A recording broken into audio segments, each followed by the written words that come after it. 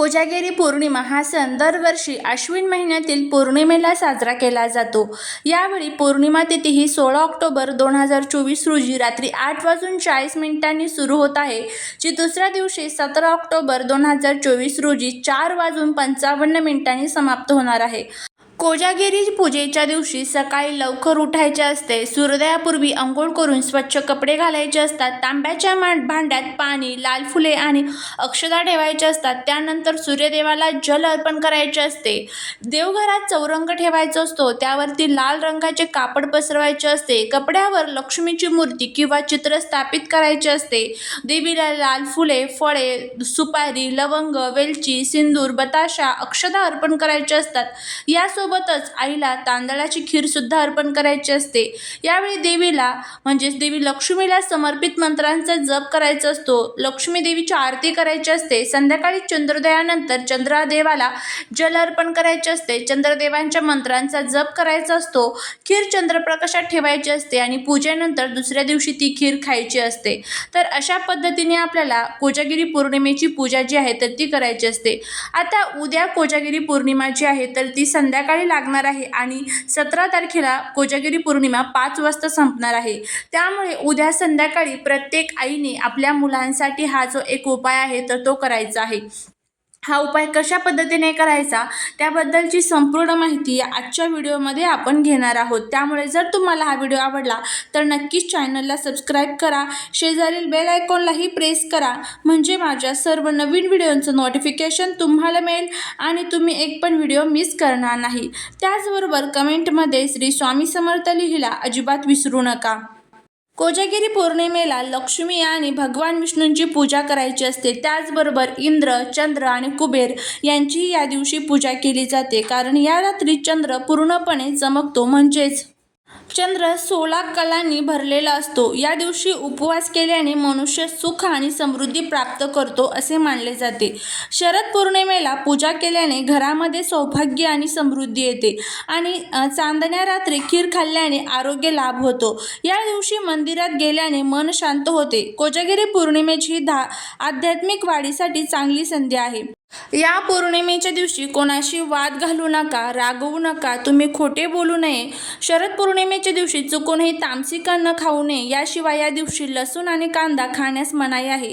या दिवशी काळा रंग वापरू नका आणि काळे कपडे घालू नका.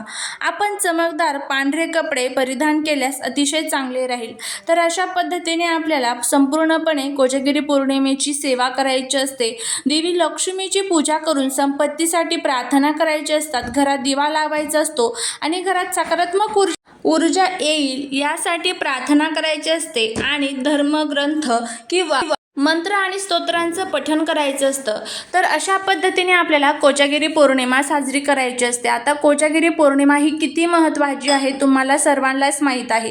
आपल्या हिंदू धर्मामध्ये पौर्णिमा आणि अमावस्या तिथीला विशेष महत्त्व दिलं जातं. तर या पौर्णिमेच्या दिवशी आपल्याला आपल्या मुलांसाठी काही उपाय करायचे आहेत.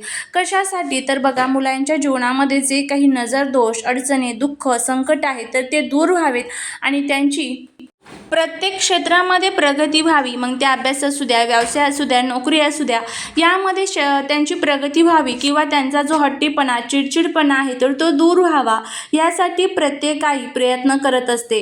तर आपल्याला उद्या हा जो एक उपाय आहे तर तो उद्या संध्याकाळी करायचा आहे, जेणेकरून त्यांच्यावरती येणारे जे काही विघ्न आहेत, संकट आहे तर ते दूर होतील आणि मुलांची प्रत्येक क्षेत्रामध्ये प्रगती होईल.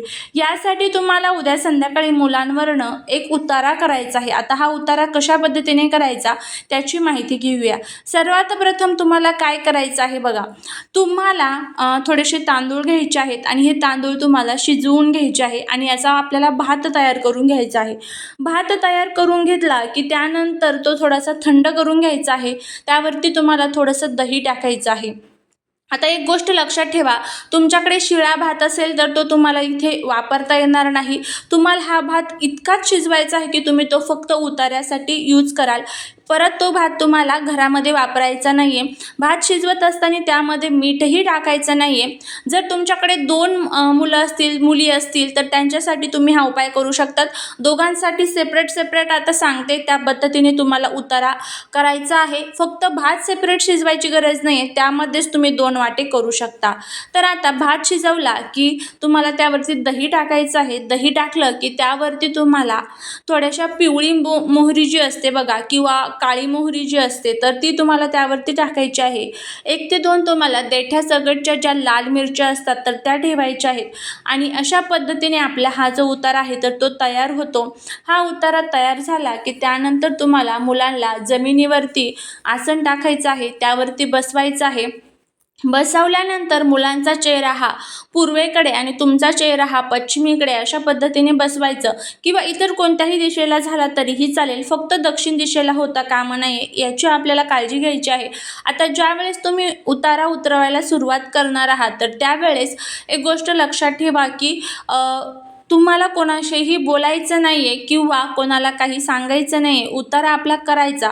तर मुलांच्या डोक्यावरनं पायाकडे हा उतारा उतरवत असताना एक गोष्ट लक्षात ठेवायची, मनामध्ये बोलत राहायचं की माझ्या मुलांना जी कोणाची नजर लागलेली आहे, जी कोणाची दोष लागलेले आहे तर ते सर्व दूर झालेले आहे, त्यांची प्रगती झालेली आहे. अशा मनामध्ये आपल्याला भाव ठेवायचा आणि 7 वेळेस हा उतारा तुम्हाला तुमच्या मुलांवरनं ओवाळायचा आहे. 7 वेळेस ओवाळला की घराच्या बाहेर यायचं. घराच्या बाहेर आल्यानंतर तुमच्या गॅलरीमध्ये, तुमच्या टेरेसवरती किंवा घराच्या बाहेर थोडीफार जागा असेल तर तिथे तुम्हाला हा उतारा ठेवायचा आहे. जेणेकरून येणारे जे प्राणी, पशु, पक्षी असतील तर तो जो उतारा आहे तर तो खाऊन घेतील. तर अशा पद्धतीने आपल्याला हा जो उपाय आहे तर तो उद्या म्हणजेच कोजागिरी पौर्णिमेला करायचा आहे. आता उद्या जर तुम्हाला हा उपाय करायचा नसेल तर तुम्ही परवा म्हणजेच गुरुवारीही तुम्ही हा उपाय करू शकता. काहीच अडचण नाही आहे. तुमच्या पद्धतीने तुम्ही ज्या दिवशी कोजागिरी पौर्णिमा साजरी करत असाल, कारण पौर्णिमा ही उद्या संध्याकाळी लागत आहे आणि परवा संध्याकाळी संपणार आहे, त्यामुळे उद्या जर टाईम नसेल तर तुम्ही परवाही करू शकता. तर अशा पद्धतीने आपल्याला हा जो उपाय आहे तर तो करायचा आहे. तर नक्की करून बघा, नक्कीच तुम्हाला याचा फायदा होईल. फक्त उपाय करत असताना जर घरामध्ये सुतक पिरियड्स असेल तर तुम्हाला करता येणार नाही. आता मुलं जर बाहेरगावी शिकण्यासाठी असतील तर काय करावं, तर मग तुम्ही तुमच्या मुलांच्या फोटोवरनं वगैरे तुम्ही हा उपाय करू शकता. तर अशा पद्धतीने आपल्याला कोजागिरी पौर्णिमेला आपल्या मुलांसाठी, मुलांचे विघ्न, संकटे, अडचणी, दोष दूर व्हावेत, त्यांच्या अभ्यासात, नोकरीत प्रगती व्हावी यासाठी आपल्याला हा उपाय जो आहे तर तो करायचा आहे. या उपायाने काय होणार आहे तर एकतर त्यांचा हट्टी, चिडचिडपणा थोडाफार कमी होईल. त्याचबरोबर त्यांचं अभ्यासातलं लक्ष जे कुठंतरी विचलित झालेलं होतं तर तेही एकदम व्यवस्थित होईल. त्याचबरोबर त्यांना होणारा जो काही त्रास आहे तर तोही त्रास त्यांचा दूर होईल. मुलांसाठी, मुलींसाठी कितीही वय असलं तरीही तुम्ही हा उपाय करू शकता. करून बघा, नक्कीच तुम्हाला याचा फायदा होईल. चाललेली सेवा ही महाराजांच्या चरणी रुजू करते. तुम्हाला जर हा व्हिडिओ आवडला असेल तर तुमच्या फ्रेंड्स आणि फॅमिलीबरोबर नक्की शेअर करा. नाही शेअर करता आला तर ओरली तरी कोणाला तरी सांगण्याचा प्रयत्न करा, जेणेकरून बाकीच्यांची सुद्धा मदत होईल. श्री स्वामी समर्थ.